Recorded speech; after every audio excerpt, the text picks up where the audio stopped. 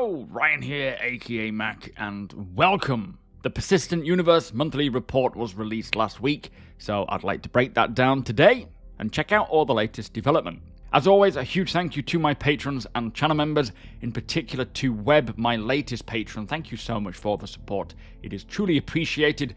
And we are also less than 100 subscribers away from 50,000 here on YouTube. So if you do enjoy my videos, please do consider subscribing and helping the channel to grow. So as usual, the monthly report is full to the brim with updates from all of the development teams. I have already covered the Squadron 42 monthly report, which I will link in the description below. But with that said, let us get to it, kicking off with the ship art team. They continued the grey box pass on the ARGO SRV, finishing its exterior work before moving on to the interior. Now this is the ship kind of tow truck with a huge tractor beam on the back, great for the cargo refactor as well, so a very useful ship when its time comes.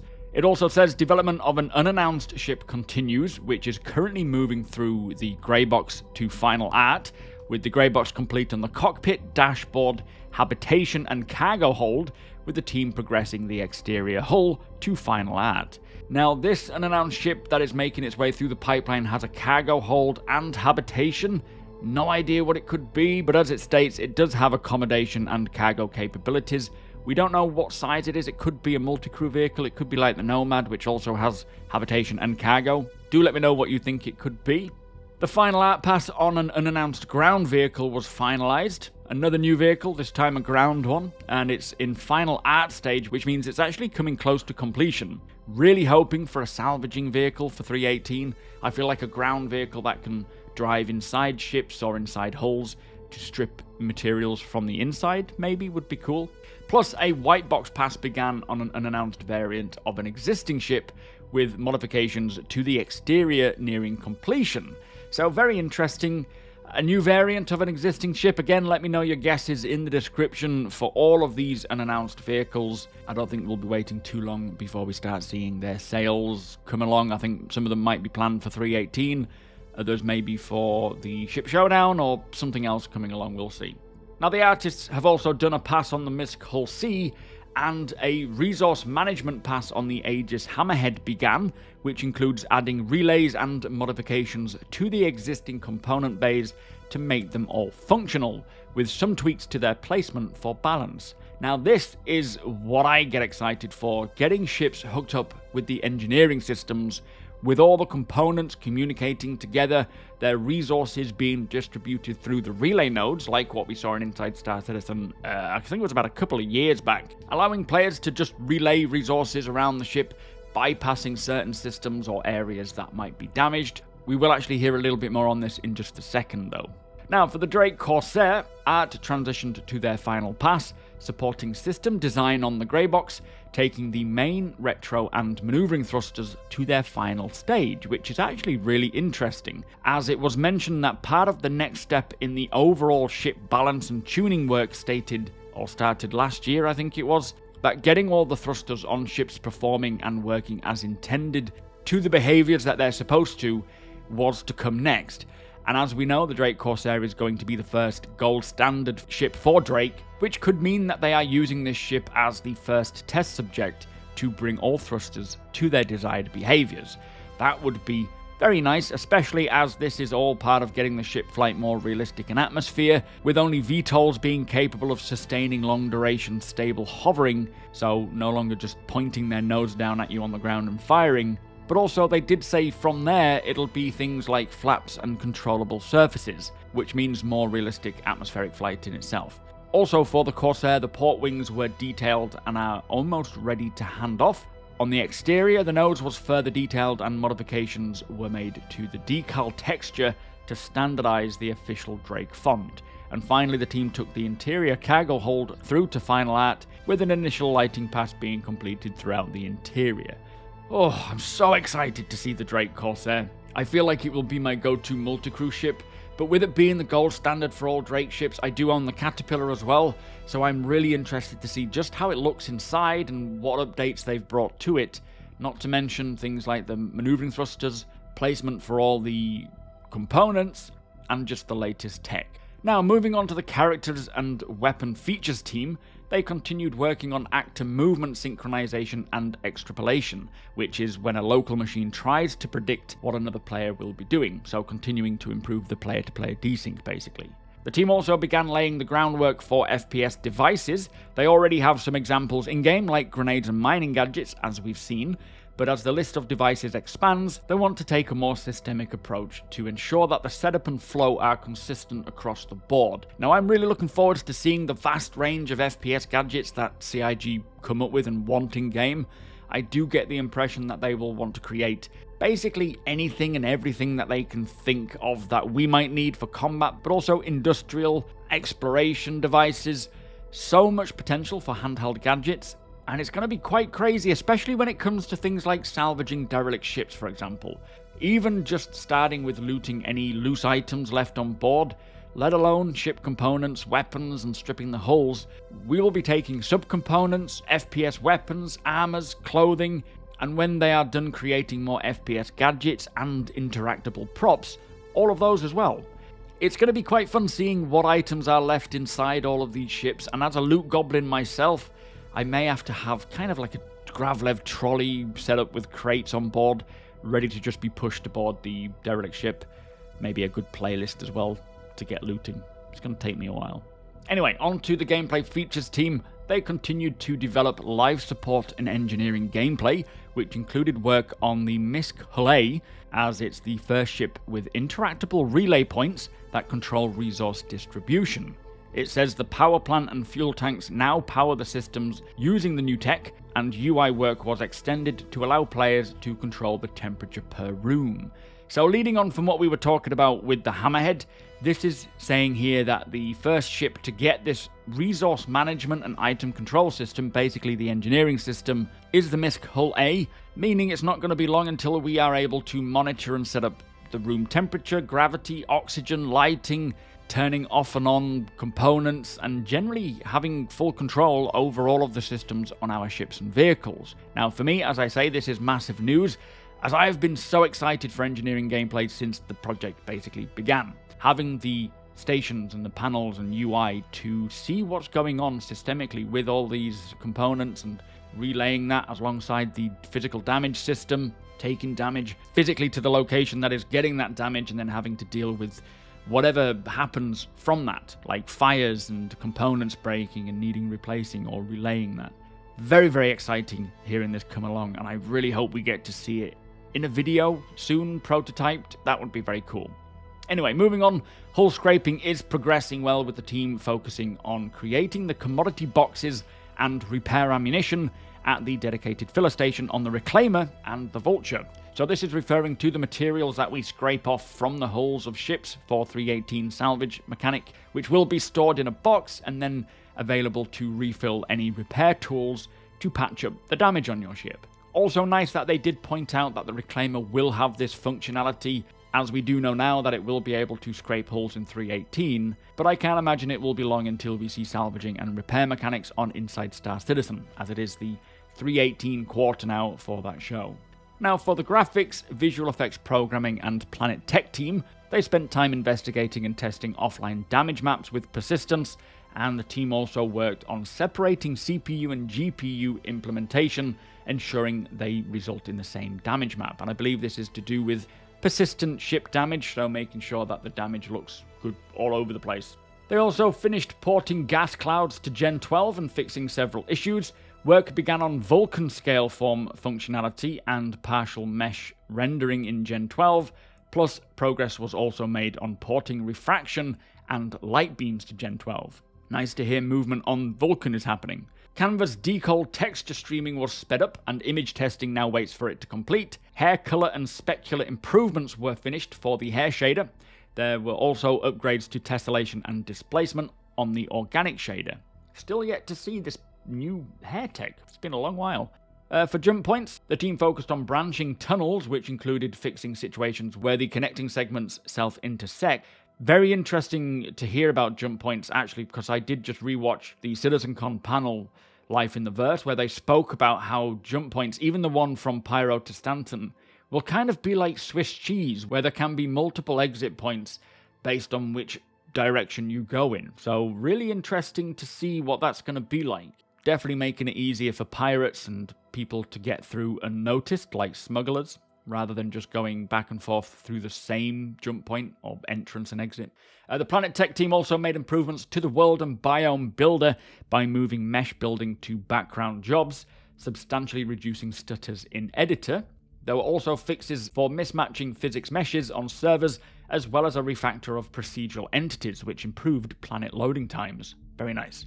4-point Bezier curves were also added to river generation alongside general improvements to the river placement tool. We did actually see a lot of progress on rivers on Inside Star Citizen recently, plus we know there are more rivers coming to not only Microtech in 3.18, but also Hurston, so very excited to see that begin to populate more. Finally, collision detection was added to Rastar to prevent modules from being placed when they overlap with geometry. So the Rastar tool is what they use to create the various outposts and buildings planetside as quickly as they do, and one day this is actually going to be the same tool that players use, or a version of this tool that players use when we are building our own homesteads. Obviously it will probably have a bit more of a gamified feel and look to the UI. Now, for the lighting team, their primary task was making headway into their backlog of tech and dev debt.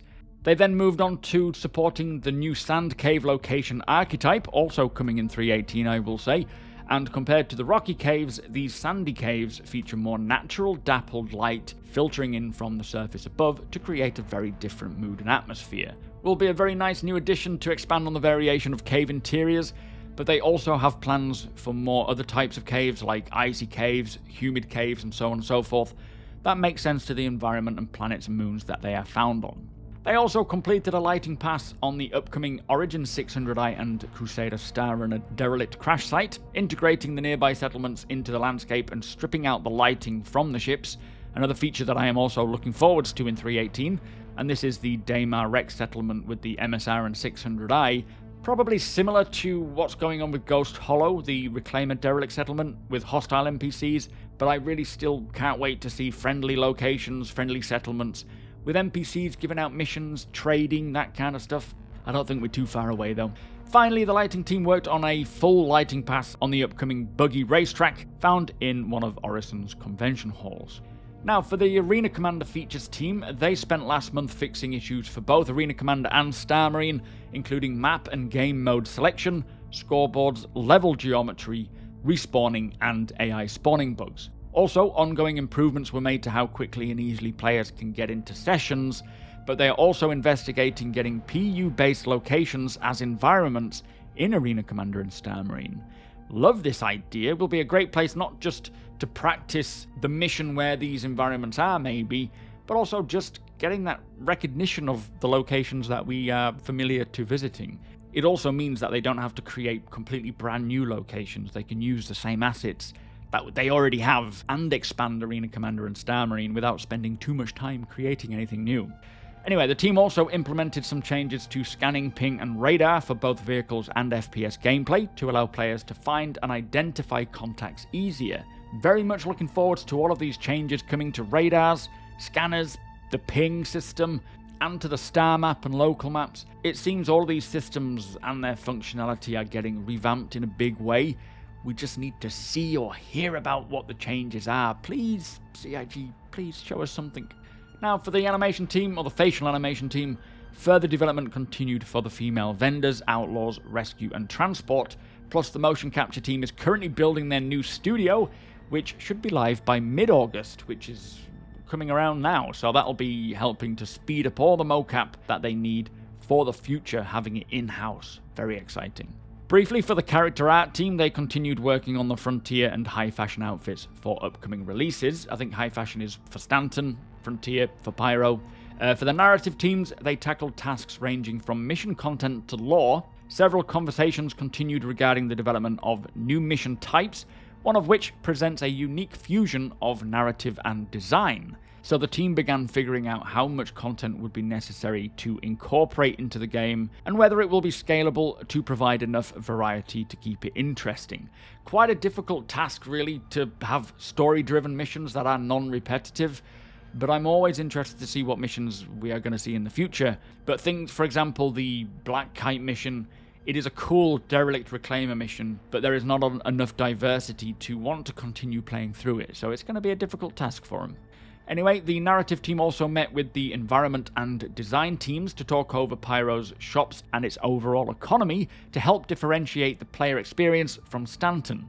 And to support this, the team continued to work through the mocap data for the Frontier vendors captured at the end of June to get it into the pipeline. It will be interesting to see how the economy does differ with Pyro in the game and what is requested and required in each location, because some things in Pyro won't be found in Stanton and vice versa, which means the prices of items that you can harvest or purchase and sell in either system will be determined by their rarity and how much of them there are around. I also think there will probably be a bit of an overhaul to cargo hauling, especially with the long distances and dangers when it comes to hauling through Pyro. And with the cargo refactor coming in 3.18, they should be set up and ready to go once 4.0 does drop.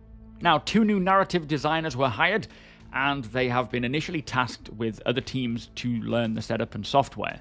However, their roles will be providing narrative support in the technical areas of design setup and voice packs to make the characters and locations feel closer to the intended vision and tone. So quite interesting to hear that the narrative team are expanding, as they must be so swamped considering everything in the game starts with a narrative. Finally, for the team, they have been working with Montreal to review all of the various in-game corporations and manufacturers to standardize their looks, themes, and colors, which should establish a consistent tone and voice for the companies. Now, for the engine team, the physics team made several optimizations to the code. Support for successive pulley attachments to rope entities was added. Can't wait to see what they're going to use ropes for. And on the renderer side, the Gen 12 transition continued. For example, Gen 12 scale form rendering was enabled by default, support for MIP map generation passes were added, and material overrides for render nodes are now supported, including the multi-materials. The renderer loading thread was replaced by a video rendering thread, which is needed for the sole purpose of rendering UI while the game is loading. The Gen 12 ports of atmospheric and volumetric cloud rendering continued as lookup table generation for atmosphere, as well as volumetric cloud processing steps were successfully moved over to execute through the new APIs. The rendering of Legacy Cloud was moved to Gen 12 as well, and can now also render as part of the deferred pipeline's forward stage. And this recent progress also resulted in various suggestions to refine the Gen 12 APIs for special cases so they can be ported straightforwardly to integrate better. And lastly, work on porting the remaining passes for atmospheric and volumetric clouds will commence in August. So lots of great progress there for the Gen 12 renderer. Not sure what a lot of it all means, but we know in order to get rid of the legacy code, they need to have everything ported, and it looks as though that work might be completing around the end of August. However, this progress bar has been extended before, so let's just see if it's done by then or if it needs a bit more time. Now, on the core engine side, entity lifetime code was adjusted for the new needs of server meshing, with the goal of it being easier to use, as well as creating a more refined feeling of persistence. A time-sliced entity density manager was implemented as part of the reworked entity lifetime for server meshing. The background job manager was changed to better cope with very long-running preempted background jobs to reduce runtime stalls. Exciting hearing the work going on with server meshing there. Also, star hash bind culling of subzones was significantly optimized, and the remainder of time last month was spent supporting Alpha 3.18 and bug fixing 3.17.2, especially analyzing the impact of 100-player servers.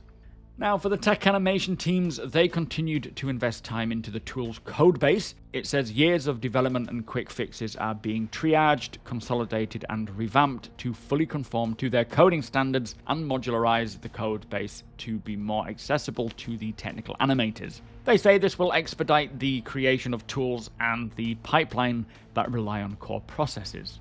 Now, for the Montreal Online Services team, they worked on performance improvements to the Entity Graph service, unlocking substantial performance gains, and in some cases, double-digit percentages.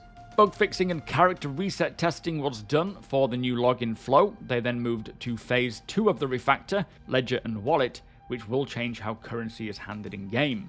The team also completed the new Chrono service, which offers a programmatic API for distributed timers and alarms, for example, the expiry of rental entitlements, And finally, the team completed the first refactor of the new inventory management system, which is needed for persistent streaming, and this is currently in internal testing with the active feature team and affects almost all inventories in game, although it will be pretty much invisible to the player.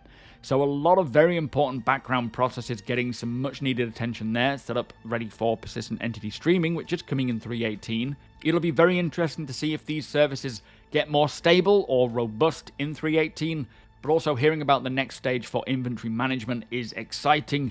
Hopefully it could also mean physical inventory, we will see. Now, for the Montreal Live Tools team, they implemented a new way to log into Hex 3.0 Network Operation Center and manage the different roles and permissions. Because usability of the tool is crucial, a survey is currently open amongst its frequent users, and the team has analysed the feedback collected so far and are working on different solutions to improve the Network Ops Center design and usability.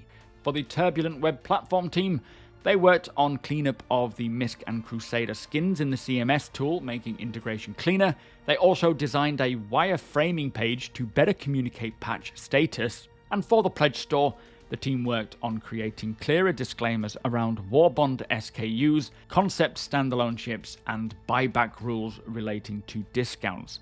Any more clarity there will be definitely well received, especially for those on the outside of the game coming in for the first time, not having a clue what any of that means. Now, for the UI team, they continued to develop the new star map, improving labeling and concepting how to display space clouds in a way that looks great and performs well. Also, adjustments were made to the loadout systems in support of persistent streaming. And to finish with, we have the visual effects team, who collaborated with art and lighting teams on the modular sand cave locations, and with these modules being used by design to lay out the cave interiors, the visual effects artists needed to be creative in how they placed their effects to cut down on repetition. And finally, visual effects concept kickstarted pre-production on the quantum travel experience and a general quantum travel visual overhaul. Nice to hear quantum travel is getting some love, definitely needs a bit of a revamp. So that was the latest Persistent Universe monthly report. So much is going on right now, and there are big times ahead, starting as soon as 3.18 hits the PTU really for the Evocati. This half of the year is going to be pretty significant for Star Citizen's development, and I am so hyped to be following along with 3.18 going into the PTU any day now, then going to live around Q3, so end of September, October time, and then 4.0 hitting the PTU as well, hopefully soon after. Lots of exciting times ahead, but with that said, please do consider subscribing. Also, come and hang out over at twitch.tv/supermacbrother. You are all more than welcome. Hit the thumbs up if you don't mind, it does the channel a big favour, and tick that notification bell if you would like to be notified when my videos go live. Again, big thank you to my patrons and channel members. Thank you so much for watching, and I'll see you in the next one.